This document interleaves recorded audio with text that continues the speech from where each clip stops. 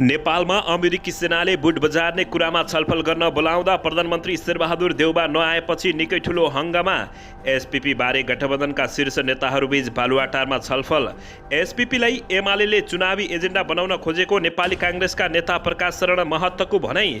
मन्त्री प्रेमबहादुर आलेलाई कारबाहीको माग गर्दै संसदीय समितिमा उजुरी। गठबन्धनको बैठकमा एकीकृत समाजवादीको माग। मन्त्री फेर्ने निर्णय तुरुन्त कार्यान्वयन हुनुपर्छ।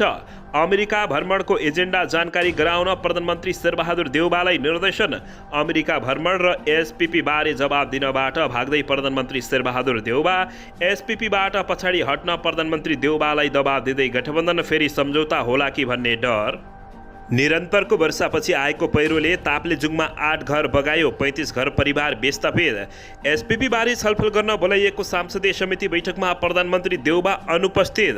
अमेरिका भ्रमण र एसपीपी बारे जवाब दिनबाट भाग्दै प्रधानमन्त्री शेरबहादुर देउबा।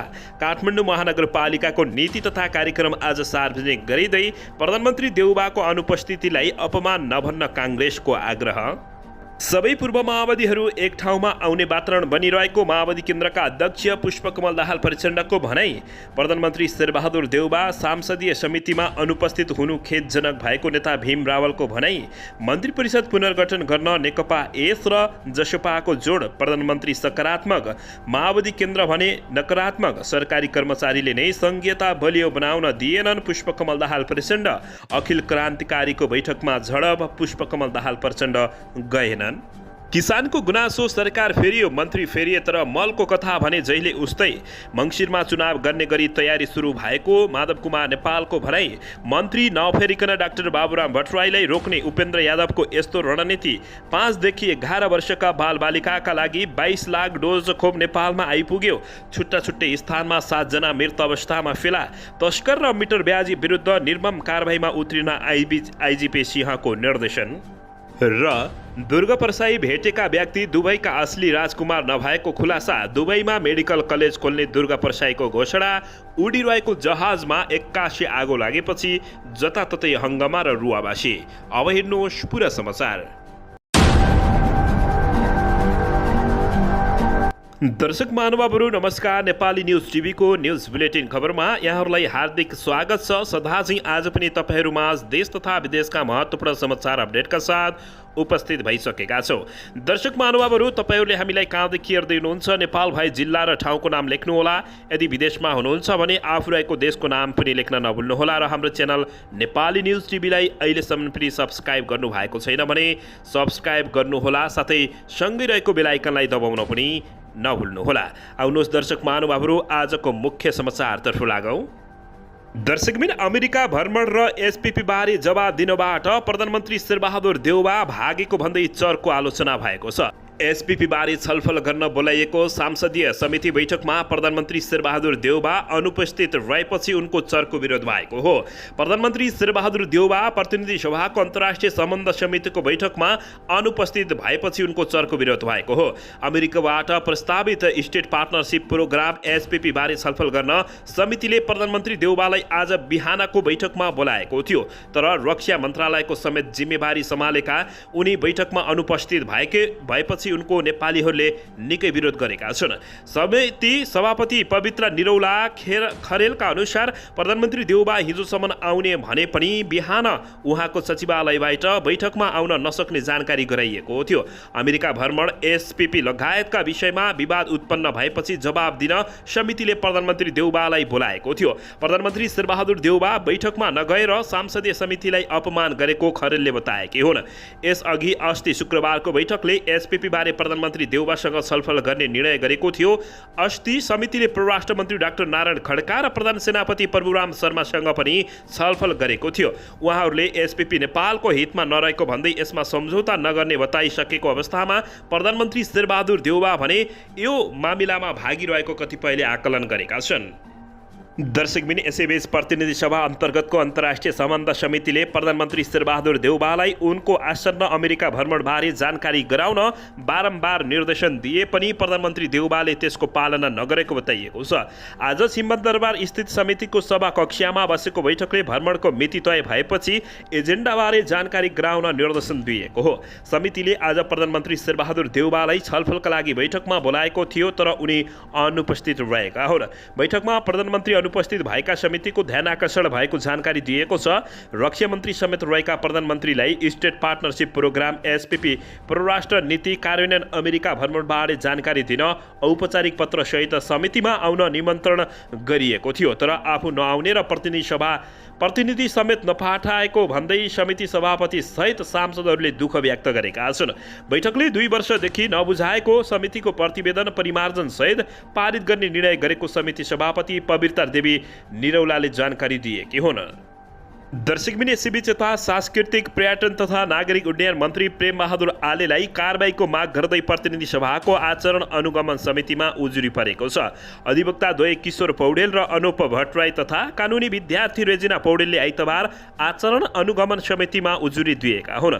उनीहरूले मन्त्री प्रेमबहादुर आलेको अडियो परीक्षण गरी कारबाहीका लागि सिफारिस गर्न माग गरेका छन्। उजुरीमा भनिएको छ, सांसद आलीज्यूको अडियोको ल्याब परीक्षण गरी आवश्यक अनुसन्धानबाट कारबाहीका लागि सिफारिस गर्न अनुरोध गर्दछौँ। मन्त्री प्रेमबहादुर आलेले नागरिक उड्डयन प्राधिकरणका अध्यक्ष प्रदीप अधिकारीलाई हप्क्याउँदै अश्लील शब्द प्रयोग गरेको अडियो असार 3 गते सार्वजनिक भएको थियो भने उनले अध्यक्ष अधिकारीमाथि हातपात गरेको समेत आरोप लागेको हो। मन्त्री आलेको सचिवालयले प्रेस विज्ञप्ति जारी गरी कुनै पनि कर्मचारीमाथि हातपात नगरिएको जानकारी दिएको छ।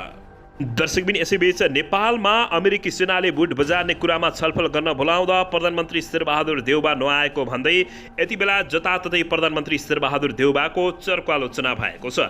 दर्शकबिन यता भने एसपीपीलाई एमालेले चुनावी एजेन्डा बनाउन खोज्यो भन्दै काङ्ग्रेसका नेता प्रकाश शरण महतले अभिव्यक्ति दिएका छन्। नेपाली काङ्ग्रेसका प्रवक्ता तथा डाक्टर प्रकाश शरण महतले नेकपा एमालेले अमेरिकाको स्टेट पार्टनरशिप प्रोग्राम एसपीपीलाई चुनावी एजेन्डा बनाउन खोजेको बताएका छन्।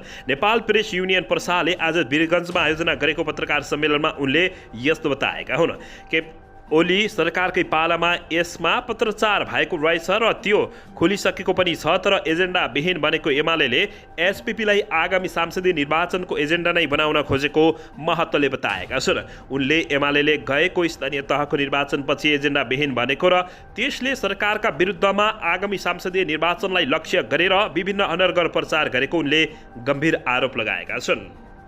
दर्शकबिन यसैबीच यता नेकपा एकीकृत समाजवादीले मन्त्री फेर्ने आफ्नो पार्टीको निर्णय तुरन्त कार्यान्वयन हुनुपर्ने माग गरेको छ। आइतबार प्रधानमन्त्री निवास बालुवाटारमा बसेको बैठकमा आफ्नो तर्फबाट यस विषयमा उठाइएको सो पार्टीका सम्मानित नेता झलनाथ खनालले बताएका छन्। मन्त्री फेर्ने निर्णय हाम्रो पार्टीले गरिसकेको छ, यसको कुनै पनि विकल्प छैन। बैठकमा पार्टीको तर्फबाट राखिएको धारणा सुनाउँदै खनालले भने त्यसको तुरन्त कार्यान्वयन हुनुपर्छ। प्रधानमन्त्री देउबाले पनि एकीकृत समाजवादीको सो सोचमा सहभागी र सहमति जनाएको खनालले बताएका छन्। उहाँले हुन्छ भन्नुभएको छ। उनले भने तर यही दिन कार्यान्वयन हुन्छ भन्ने चाहिँ नभनेको उनले बताएका छन्। नेकपा एकीकृत समाजवादीले केही हप्तामा अघि नै मन्त्रीहरू हेरफेर गर्ने निर्णय गरेको थियो, तर प्रधानमन्त्री देउबाले त्यसको कार्यान्वयनमा रुचि नदेखाएपछि सो निर्णय कार्यान्वयन भए अन्य पार्टीभित्र पनि अप्ठ्यारो निम्तिन सक्ने नेताहरूले बताउँदै आएपछि यति बेला नेकपा यसलाई अप्ठ्यारोमा परेका हुन्। दर्शकबिन यसैबीच यता निरन्तरको वर्षपछि आएको पहिरोले ताप्लेजुङमा 8 घर बगाएको छ। 35 घर विस्थापित भएका छन्। ताप्लेजुङमा 8वटा घर पहिरोले बगाएको छ भने गाउँ गाउँमा जोखिम बढिरहेको छ। निरन्तर वर्षा भएसँगै गएको पहिरोले 8वटा घर बगाएको हो। गत बिहिबार यता जिल्लामा वर्षाका कारण बाढी पहिरोले क्षति गर्न थालेको हो। जिल्ला विपद व्यवस्थापन समितिका अनुसार श्रृङ्गा गाउँपालिका 6, मामाङखे गाउँपालिका 2 र वडा नम्बर 7 खेवाङ गाउँपालिका 1 गरी 3 घर पहिरोले बगाएको छ। 35 घर परिवार विस्थापित हुनु पुगेको समितिले जानकारी दिएको छ। दर्शकबिन यसैबीच यता सरकारी कर्मचारीले नै संघीयता बलियो बनाउन नदिएको माओवादी केन्द्रका अध्यक्ष पुष्पकमल दाहाल प्रचण्डले गम्भीर आरोप लगाएका छन्। माओवादी केन्द्रका अध्यक्ष पुष्पकमल दाहाल प्रचण्डले सबै पूर्व माओवादीहरूको नयाँ एकता प्रक्रिया हुने दिन नजिएको दावी गरेका छन्। आइतबार आयोजित नेपाल राष्ट्रिय कर्मचारी महासङ्घको कार्यक्रममा उनले पूर्व माओवादीहरूको नयाँ एकताको श्रृङ्खला नजिएको बताएका छन्। प्रचण्डले अब पुनः विभाजनलाई निषेध गरेर एकताले ठाउँ लिने दावी गर्दै कर्मचारीहरूभित्र पनि विस्तार एकीकृत हुने अवस्था बन्ने बताएका छन्। उनले भने हामी केही समयदेखि एकता र विभाजनको जे श्रृङ्खला पार गरेर यहाँ आइपुगेका छौँ। अहिले हाम्रो माओवादी आन्दोलनभित्र पनि विभाजनको एउटा श्रृङ्खला र एकताको नयाँ प्रक्रिया हुँदै अब करिब करिब कस्तो ठाउँमा आइपुगेका छौँ भने सबै पूर्व माओवादी भन्ने जति एकै ठाउँमा आउने वातावरण भएको छ। अब फेरि विभाजनलाई निषेध गरेर एकताले ठाउँ लिँदैछ, छिट्टै त्यो टुङ्गोमा पुग्दैछ। त्यसको असर विभिन्न जनसङ्गठनहरूमा पनि पर्नु स्वाभाविक हो, पर्छ मलाई लाग्छ। कर्मचारीभित्र पनि बिस्तारै बाँकी रहेका साथीहरू एकीकृत हुने अवस्था बन्ने माओवादी केन्द्रका अध्यक्ष पुष्पकमल दाहाल प्रचण्डले बताएका छन्। यसैबीच सरकारी कर्मचारीले नै संघीयता बलियो बनाउन नदिएको उनले आरोप लगाएका हुन्। दर्शकबिन यसैबीच यता अखिल क्रान्तिकारीको बैठकमा झडप भएको छ। माओवादी केन्द्रका अध्यक्ष पुष्पकमल दाहाल प्रचण्ड आत्तिएका छन्। नेकपा माओवादी केन्द्र निकट विद्यार्थी संगठन अखिल क्रान्तिकारीको बैठकमा झडप भएको छ। आइतबार दिउँसो काठमाडौँको 3 कुने स्थित रोयल ब्याङ्केटमा सुरु भएको बैठकमा दुई समूहबीच हात हालहाल भएको हो। अखिल क्रान्तिकारीको तेस्रो विस्तारित बैठक बोलाइएको थियो। बैठकमा माओवादी केन्द्रका अध्यक्ष पुष्पकमल दाहाल प्रचण्डलाई अतिथिको रूपमा बोलाइएको थियो। बैठकमा विवाद हुने सङ्केत पाएपछि प्रचण्ड सहभागी हुन नगएको बताइएको छ। अखिल क्रान्तिकारीको नयाँ कार्य समिति गठनदेखि नै विवाद हुँदै आएको छ। नयाँ कमिटी गठनको बेला विवाद भएपछि अध्यक्ष प्रचण्डले अखिल क्रान्तिकारीको नयाँ अध्यक्षमा पञ्चा सिंहलाई तोकिदिएका थिए। नयाँ अध्यक्षको शपथ ग्रहणका लागि आयोजित कार्यक्रममा पनि झडप भएको थियो। दर्शकबिन यसैबीच यता जनकपुर धाम उपमहानगरपालिकाका उपप्रमुख किशोर शाहमाथि भीषण आक्रमण भएको छ। जनकपुर धाम उपमहानगरपालिका 23 बेला गाउँ स्थित अतिक्रमण गरिएको जग्गा खाली गराउन माग गर्दै ज्ञापन पत्र बुझाउन आएको समूहले उपप्रमुख शाहमाथि आक्रमण गरेको। आक्रमण गर्ने समूहका मध्ये एक महिलाले उपप्रमुख शाहमाथि चप्पल प्रहार गरेकी छिन्। यसैबीच बेला गाउँपालिका स्थानीय समाजसेवी एवं दाताहरूले राम जानकी दुल्हा भगवान लाई प्रदान गरेको 17 बिघा 15 कट्ठा जग्गा केही समय यता टुक्रा टुक्रा पारी बेचबिखन हुन थालेको भन्दै स्थानीय बासिन्दाले त्यसलाई रोक्न माग गर्दै नगर प्रमुखलाई ज्ञापन पत्र बुझाउन आएका थिए। नगर प्रमुख कार्यालयमा नभेटिएपछि उनीहरूले उपप्रमुख किशोर शाहलाई ज्ञापन पत्र बुझाए। ज्ञापन पत्र बुझेपछि उपप्रमुख शाहले कार्यालय प्रणाङ्गमा सम्बोधन गर्न सुरु गरेका थिए। त्यसक्रममा पनि उनले आफूहरू कसैलाई उजाड बनाउन नभई बसाल्न आएको बताएका थिए। त्यस लगत्तै उनीमाथि आक्रमण भएको हो। तत्कालै पुगेको प्रहरी टोलीले उपप्रमुख किशोरलाई सुरक्षा दिएर कार्यकक्षमा लगेको जानकारी प्राप्त भएको छ। दर्शकबिन यसैबीच यता 5 वर्षदेखि 11 वर्षका बालबालिकाका लागि 22 लाख डोज कोरोना विरुद्धको फाइजर खोप नेपाल आइपुगेको छ। पहिलो चरणमा 22,03,200 मात्रामा फाइजर खोप नेपाल आइपुगेको हो। उक्त कोभ्याक्स सुविधा मार्फत अमेरिकी सरकारको सहयोगमा आइतबार नेपाल ल्याइएको हो। सो खोप आइतबार बेलुकीसम्म प्रदेश स्तरका खोप भण्डारण केन्द्रमा पठाउने तयारी रहेको स्वास्थ्य सेवा विभागले जानकारी दिएको छ। दर्शकबिन यसैबीच यता नेपाल भ्रमणमा आएका दुबईका राजकुमार भनिएका शेख मोहम्मद मुक्ताम जुलामला मुक्ताम दुबईका असली राजकुमार नभएको खुलासा भएको छ।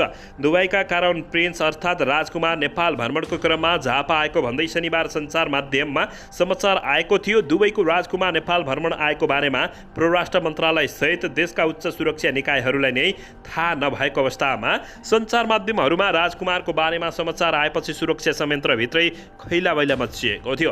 दुबईका राजकुमार आउँदा नेपाल सरकारले विशेष कूटनीतिक मान्यता दिनुपर्ने हुन्छ, उच्च सुरक्षा दिनुपर्ने हुन्छ। राजकुमारको स्वागतमा मन्त्री तहका व्यक्ति तथा उच्च अधिकारीहरू विमानस्थलमा पुग्नुपर्ने हुन्छ। अचम्म के हो भने दुबईका क्राउन प्रिन्स राजकुमार आफ्नो निजी विमानमा मात्र उडान गर्छन्, तर यी राजकुमार भने सर्वसाधारण झै यात्रु विमानबाट काठमाडौँको विमानस्थलमा उत्रिएको जानकारी भएको छ। त्यसपछि उनी झापातर्फ लागे, तर राजकुमार शेख मोहम्मद मुक्ताबको स्वागतका लागि झापाका चर्चित मेडिकल व्यवसायी दुर्गा प्रसाई सहितको टोली चन्द्रगिरी विमानस्थल पुगेर स्वागत गरेका रहेछन्। राजकुमार शेख मोहम्मद मुक्तामको स्वागतका लागि विमानस्थलमा तैनात सुरक्षाकर्मी बाहेक जिल्लाका सुरक्षा निकायहरूका प्रमुख समेत विमानस्थलमा नदेखिएपछि उनी नक्कली राजकुमार भएको बताइएको छ। दर्शकबिन यसैबीच यता छुट्टा छुट्टै स्थानमा 7 जना मृत अवस्थामा फेला परेका छन्। देशको सुनसरी, नवलपरासी, पश्चिम सप्तरी, नवलपरासी पूर्व, रूपन्देही, मकवानपुर र तनहुँमा 7 जना मृत अवस्थामा फेला परेको जानकारी प्राप्त भएको छ। सुनसरीको कोशी गाउँपालिका 8 स्थित कोशी नदीको किनारामा रामधुनी नगरपालिका 1 बस्ने 66 वर्षीय परशुराम खड्का आइतबार मृत अवस्थामा भेटिएका छन् भने देशका विभिन्न स्थानमा गरी आज 7 जना मृत अवस्थामा फेला परेको जानकारी प्राप्त भएको छ। दर्शकबिन नेपालमा हत्या, हिंसा, बलात्कार जस्ता जघन्य अपराधहरू निकै बढिरहेको अवस्थामा यसको बारेमा तपाईहरूले के भन्न चाहनुहुन्छ अवश्य पनि प्रतिक्रिया दिन नभुल्नुहोला। दर्शकबिन यसैबीच यता मङ्सिरमा चुनाव गर्ने गरी तयारी सुरु भएको माधव कुमार नेपालले खुलासा गरेका छन्। मन्त्री नफेरिकन डाक्टर बाबुराम भट्टराईलाई रोक्न उपेन्द्र यादवले रणनीति थालेको बुझिएको छ।